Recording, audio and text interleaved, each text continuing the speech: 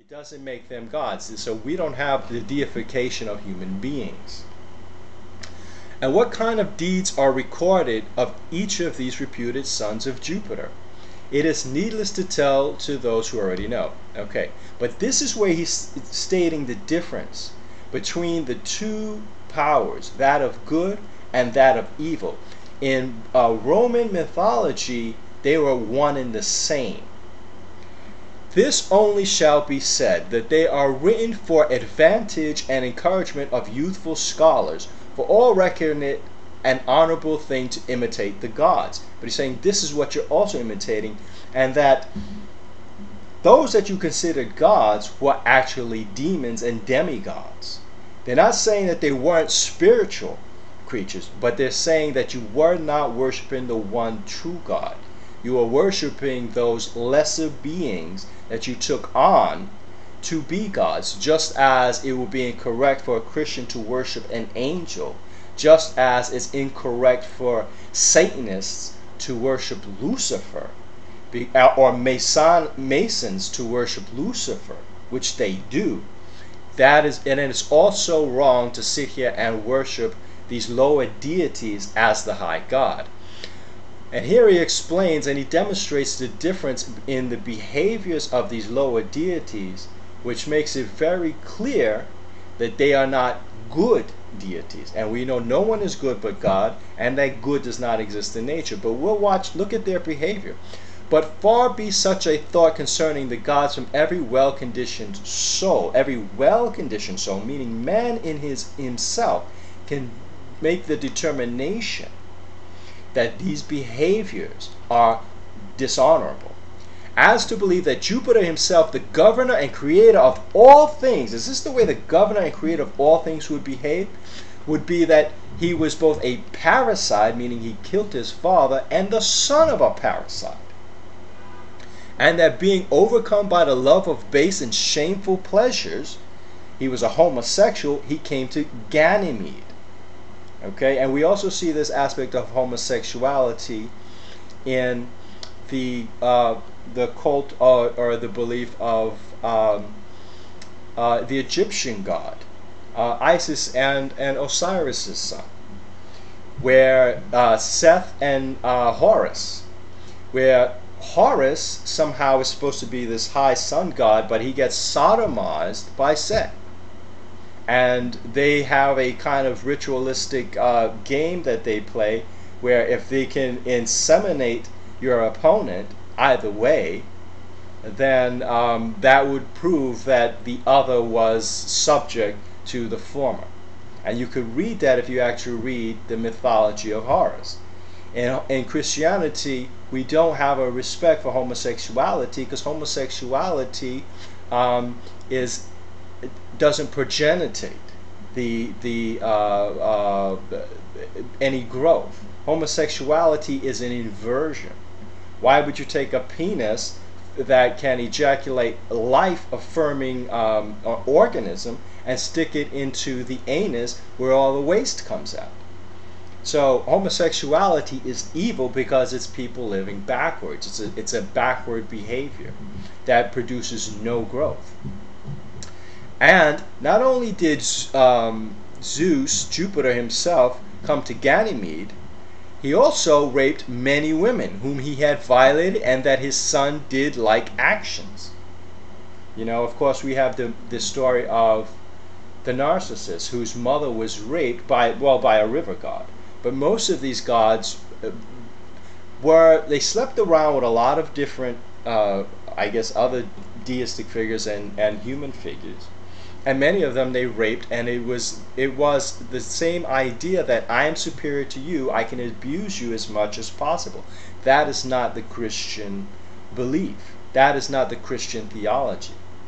Where God himself, Christ, came down in man's form and took on the burden of our sins. Has any of these Roman gods done that for their patrons? No. For those that worship them? No. But as we said above, wicked devils perpetrated these things. Now, he didn't say that a devil came down and created a religion or a mythology to beat Christ to the punch. He's saying that they perpetrated these actions. That's the way they lived. Okay? Now, even if you look at the Bible, the demons, the devils themselves that Jesus cast out, knew that he was the Son of God. And that is the distinction. You have to look at these things and say, is these behaviors just? Is these the behaviors of a high-minded person? Even people that when they say they're better than one person or another, from a spiritual point of view or from a moral or point of view, we all know that someone goes out and rapes a woman, that person can't come back and say that they're this great, developed, enlightened person. You know, we know that they're not in control of their emotions, not in control of their affections, not in any kind of ordered and a person of standing in any repute. We know that, and no one can push that over you. But look at the behaviors of these Roman gods and compare those to the behaviors of the Christian God. They're not the same. There's a lot of sexuality involved in the Roman and the Greek gods, which you don't find in the Judeo-Christian gods, which makes much more sense if you're discussing spirituality. You're not consumed by the flesh, but the Greek and the Roman gods apparently were. But as we said above, these wicked devils perpetrated these things, and we have learned that those only are deified who have lived near to God in holiness and virtue. And that is the distinction. And we believe that those who live wickedly and do not repent are punished in everlasting fire. So he's not saying that the devil came down and created a whole religion in order to again beat Christ to the punch. That's not. He's saying that they actually perpetrated these actions, and those are not the actions as someone who is really enlightened and spiritually inclined. Now you can get all this information for yourself at www.earlychristianwritings.com/text/Justin Martyr the First Apology.html. I would always advise you not to sit there and get inculcated by one video. That is not what an intelligent person does. He's giving you these mythologies. Go to the source. You can even wiki them. Now, some of the wiki sites you have to look out for because some of them are propped up there by atheists. But you, for the most part, wiki the actual original writings. Wiki, go and see what Justin Martyr himself has said. And Justin Martyr himself, this is just to clarify, okay, this is Mary Magdalene in the grotto. Okay, so that is a respectable religious feigning. Okay, thank you. All right, but this is what Justin Martyr himself has written. Okay, and go to the source. Don't sit there and listen to what Peter Joseph of the Zeitgeist movement wants to have you believe. I think if most people tell me, most atheists tell me, and scientists tell me that what they expect of people is that even though they make a claim, they expect that person to go and do the research for themselves. And that's basically all that you have to do here. Okay, so there it is. That's what Justin Martyr actually said. And when you look at this video, watch it again, because the claims he makes are actually erroneous in so many dimensions and so many degrees. He's erroneous about the mythologies.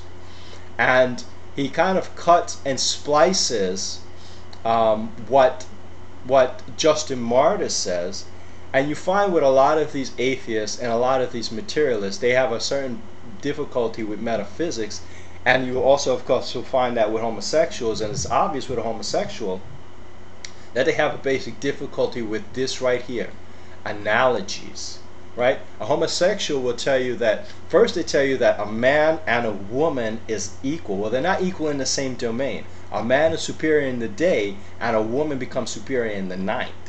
So they're not equal. But they want to say in the domain of light, that men and women are equal, and summarily the woman can be replaced, and you could replace that woman with another man. And that's exactly what they want to do.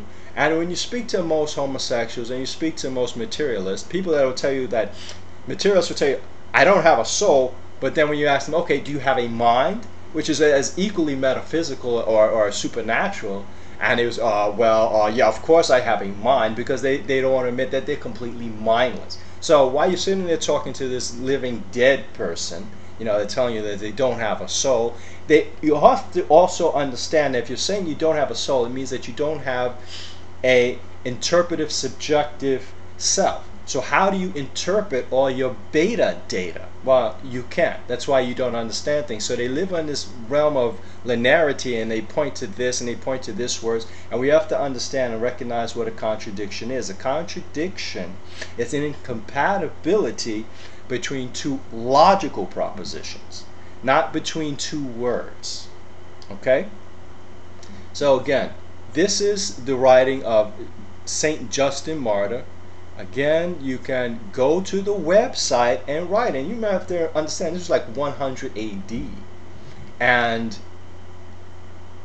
when you look at this man's reasoning and his eloquence, you know, we need to do away with this notion that everybody in the past was somehow stupid.